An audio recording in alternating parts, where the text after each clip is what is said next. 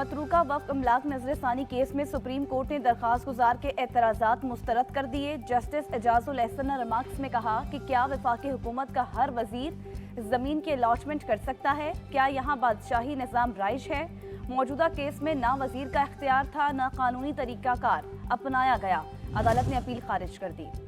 मूसलाधार बारिश के बायस लाहौर के मजंग अस्पताल की दीवार गिर गई, 11 अफराद जख्मी। रेस्क्यू टीमों ने इब्तदाई तिबी इमदाद के बाद गंगाराम अस्पताल मुंतकिल कर दिया। 2 जख्मियों की हालत तशवीशनाक बताई जाती है।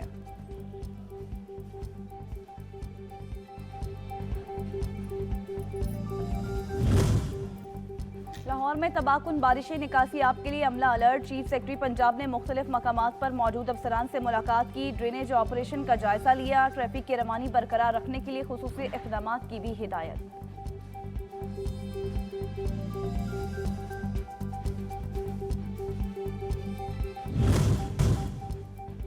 और स्वीडन में कुरान करीम की बेहुरमती ने आलमे इस्लाम को शदीद ठेस पहुंचाई। अफसोसनाक वाकयात की पार्लिमान के मुश्तरका इजलास में मजम्मत करेंगे। वफाकी वजीर माहौलियाती तब्दीली शहरी रहमान का ट्वीट, लिखा इश्तियाल अंगेजी की रोकथाम आलमी जिम्मेदारी है, अक़वाम मुत्तहिदा क़वानीन पर अमल दरामद करवाए।